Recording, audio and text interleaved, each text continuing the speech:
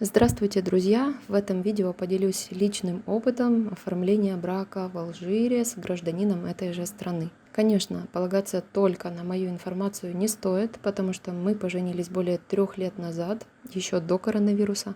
С того момента, сами понимаете, могли быть изменения, потому лучше уточнить этот вопрос. Но основной путь я вам объясню. Сначала давайте разберемся, какой брак вам предлагают или на какой брак вы соглашаетесь. Есть два варианта, когда вам говорят «я хочу, чтобы ты стала моей женой». Первый вариант – вам предлагают только никах. Второй вариант – вам предлагают и никах, и регистрацию брака. Почему я поднимаю этот вопрос? Алжир – страна мусульманская. Акт бракосочетания в исламе называется никах.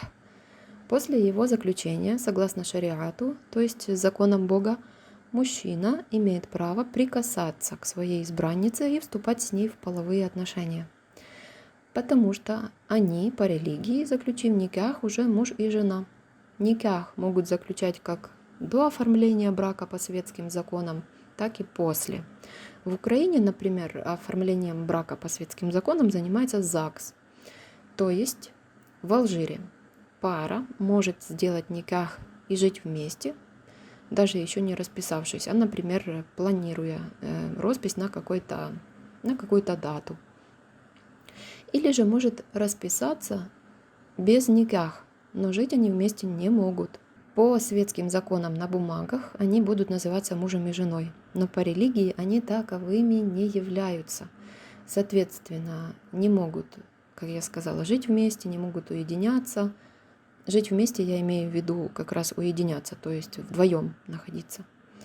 А также вступать в половые отношения тоже не могут. Это большой грех. Но люди разные, и вы сами это знаете.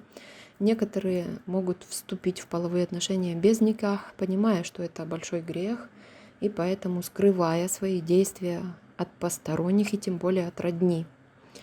Некоторые могут заключать никах только ради интима, то есть чтобы отношения были дозволены ему с той женщиной. И тут как раз может пострадать девушка, не знающая, что обещанный никах – это еще не гарантия, что родственники о ней узнают, и что она построит семью. Возможно, что она поживет какое-то время с ним вместе, а затем, когда ее виза закончится, вернется в свою страну, и назад ее больше не позовут. Зависит от человека, с которым она что-либо планирует, от уровня также его соблюдения. Потому в этом вопросе хочу сделать разъяснение, чтобы у вас были знания. Итак, если вы гражданка другой страны, и вам, например, алжирец предлагает быть его женой по религии, то есть сделать никах, исход этого предложения может быть таким. Вы оформляете туристическую визу, въезжаете в Алжир. Если мужчина заключает с вами только никах, то, как я уже говорила, по религии вы становитесь его женой и будете проводить время как муж и жена. Но как только у вас закончится виза, вам придется покинуть Алжир. Потому что по светским законам вы же приехали и находитесь там как обычный турист. В этой ситуации все зависит от серьезности ваших отношений. Либо вы продолжаете путь документального оформления брака, чтобы затем получить свидетельство о браке, вид на жительство в его стране, или он в вашей и так далее.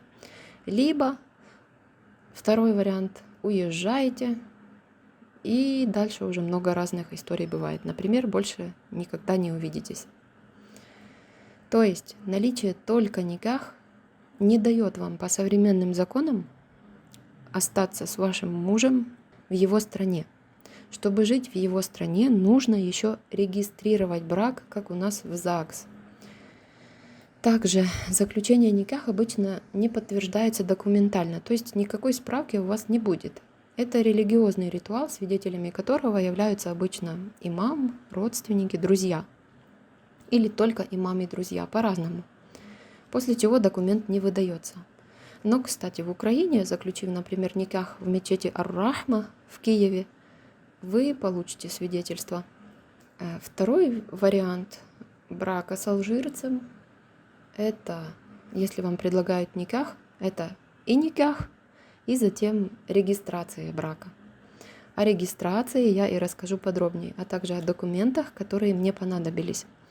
Тут хочу заметить, что заключить брак в вашей стране будет намного проще. Но если же вы планируете бракосочетание в Алжире, то вам, прежде чем отправиться на встречу с счастью, нужно будет запастись терпением и собрать необходимые документы в своей стране. Вам понадобится перевод и легализация вашего свидетельства о рождении. Мне понадобились 3 экземпляра плюс 1 позже для оформления вида на жительство, то есть 4 всего. Легализация этих документов в Украине происходит через Министерство юстиции, Министерство иностранных дел и посольство Алжира.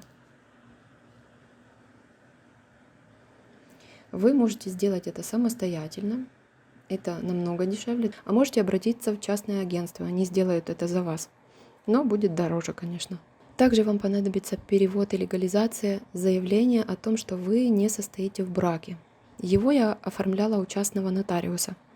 Составляется документ в свободной форме. В тексте указывается информация о вас, а также о том, что вы заявляете и подтверждаете, что не состоите на данный момент в браке.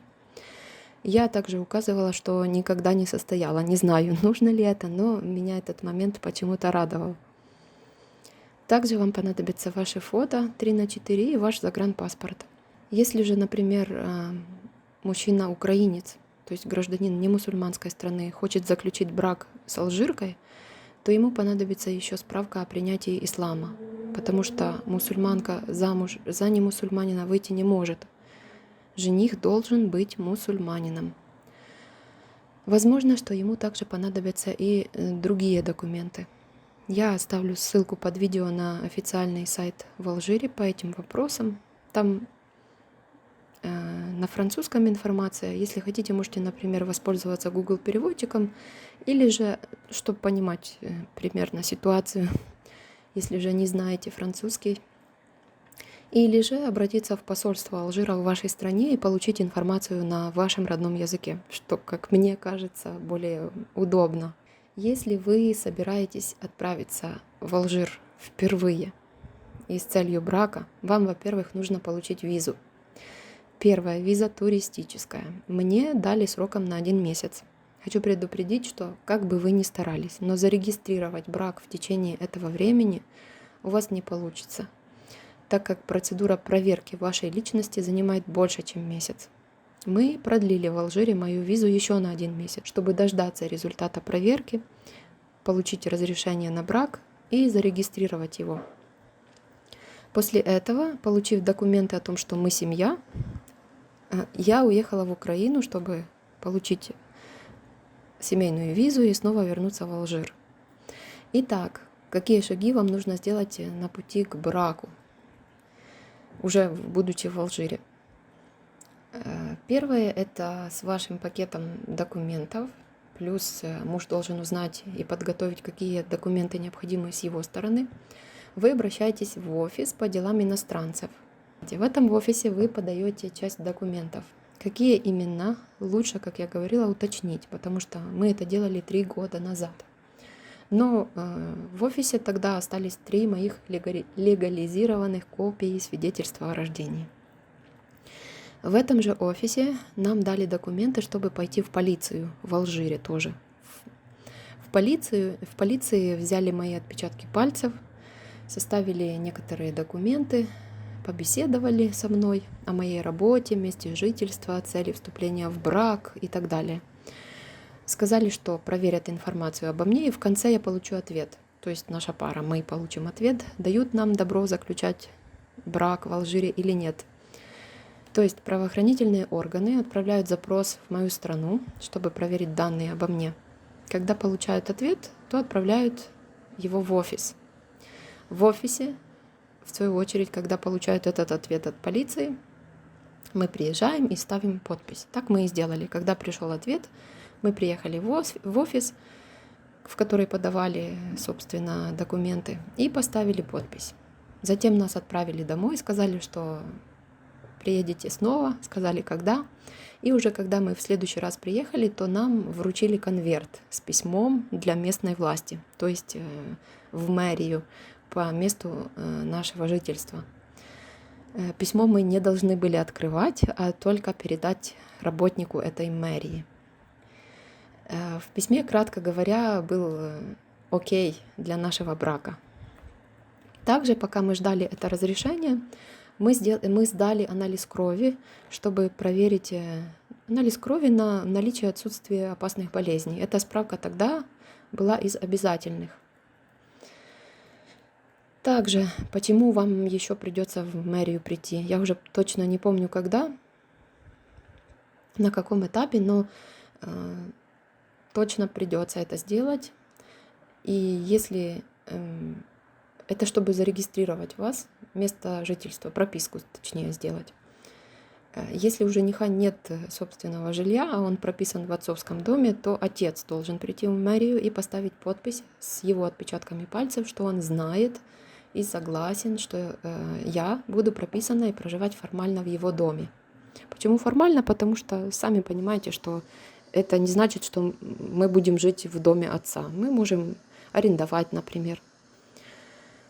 Сама роспись происходит недолго. После подачи всех документов вам нужно будет явиться с избранником в мэрию, а также иметь 2 свидетелей, мужчин с паспортами, которые подтвердят, что видели заключение брака. Тоже поставят свои подписи. У девушки, то есть у вас, тоже должен быть поручитель. Вся эта процедура с подачей заявления, проверкой личности, получением разрешения и сама регистрация брака заняла у нас около 2 месяцев. Затем, как я уже говорила, я с моей туристической визой покинула страну Алжир, чтобы получить семейную визу в Украине на основе тех документов, которые нам выдали, и чтобы снова вернуться в Алжир уже по семейной визе для оформления вида на жительство и для жизни, для того, чтобы жить в Алжире. Оформление вида на жительство — это, наверное, уже тема для другого видео, но вкратце это будет намного легче, чем регистрация брака. Зарегистрировав брак, мы получили свидетельство о браке.